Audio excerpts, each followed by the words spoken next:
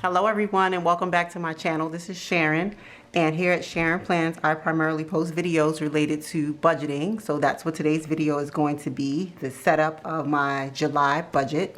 So if you're interested, then please stick around. If you like content such as this, then please don't hesitate to hit the subscribe button and leave me a comment down below if you see something that you like here today. Or if you have questions about anything that you see. All of the stickers that you see here that I'm using, I created, and they're available for sale in my Etsy shop. So if you're interested, I'll leave the link in the description box below as well. I've already laid out my monthly spread, and I typically use my monthly spread to lay down my bill due stickers and paydays, days off, days I like to go shopping, things like that. So all of that is already laid out here, and then I'll translate this into my monthly budget. I'm just gonna switch over to my monthly budget and we'll get started. Okay, so here's my monthly spread, and I've already taken the liberty to kind of fill out the stuff that I know that I'm going to be covering in my budget. And like I said, it also translates from the bills that are due from my monthly spread. These first 6 categories on my variable side include my cash envelopes because I am a cash envelope budgeter, or I use cash envelopes as part of my budgeting method. So I'm just gonna go ahead, I have my mock budget, and I'm just gonna go ahead and start filling in my totals. Starting with my variable, I typically budget $100, and I'm gonna do so as well this month. For beauty, I'm gonna budget $60, and for beauty I just typically like to buy anything like related to cleansers, things of that nature that I may need, toiletries, anything like that, so that I don't have to have that stuff coming out of my grocery funds. For eating out, I budget $150. If you've been watching any of my other videos, you know that my family and I, we love going to Chick-fil-A. So $150 doesn't buy you a whole bunch of trips to Chick-fil-A. So we have been trying to scale it back so that we can stay on budget. For this month, for groceries, I am going to allocate $600. And the reason why I increased it from the normal $500 is because during the summer months, there's a lot of other things like fruits and stuff like that that we typically like to buy to keep on hand in the house, just to try to give you something healthier to eat when you're trying to cool down. So I decided to increase the budget just a little bit there so that we won't unnecessarily go over. I'll just go ahead and plan for those extra items. Next, I have grooming, and for this month I'm going to lower it. I normally allocate $150, but I still have a considerable amount that has built up over the last few months since I haven't really been going out to get anything done. So I'm only gonna allocate $50 this month. Next, I have my kids, and I typically give them $40 every month, but last month they still had some leftover funds, so I plan on rolling that over.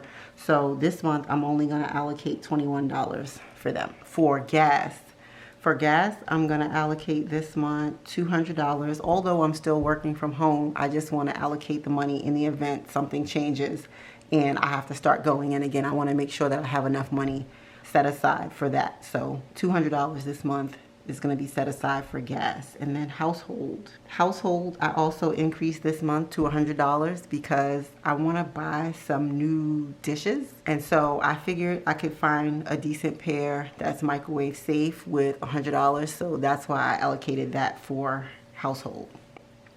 Next, I have mortgage.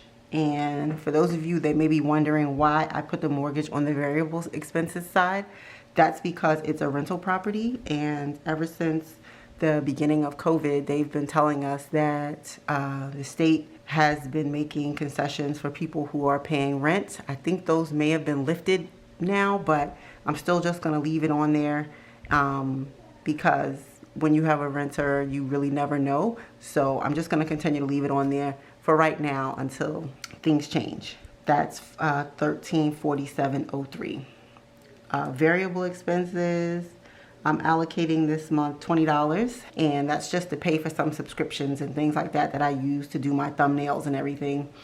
And last but not least is unbudgeted, which I don't budget anything for, but I like to just keep that placeholder in the event anything comes up during the month that I have not budgeted for. So just to give you a total on my variable, it's going to be 100, 60, 150, 600, 50, 21, 200, 100,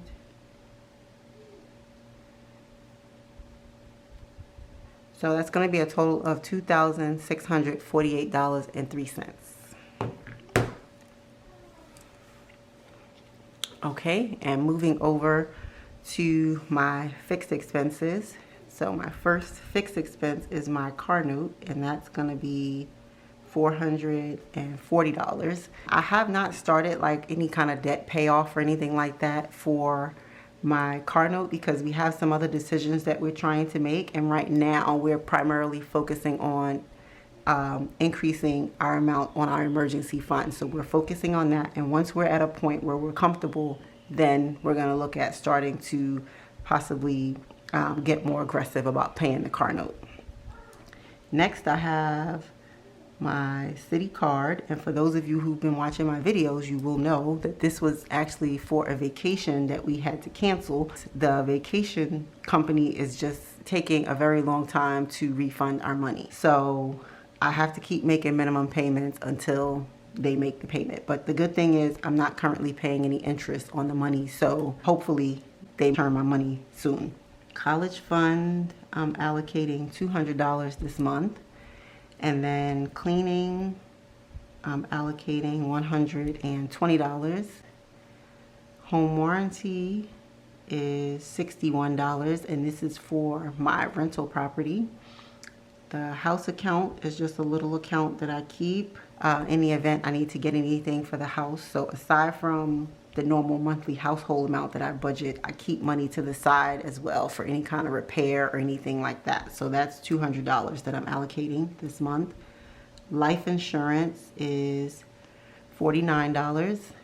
And my sinking funds, I'll be adding this month $1,101. So please stay tuned for my sinking fund video, which will be coming up in the next few days. Lawn care is $83.92. For my 52-week challenge for this month, I am going to project $200, and we'll see where it goes from there. And if in fact that number is different based on the numbers that I pick throughout the month during my weekly check-ins, then I'll make that adjustment to the actual at the bottom. For my sling is $10. The bill is actually $30, but I'm currently receiving a $20 refund on my streaming services from my credit card company. So it is actually only $10. So that's all I'm budgeting for. Just to add up my fixed expenses, that's $440, $77, $200, $120, $61, $200, $49, $1101,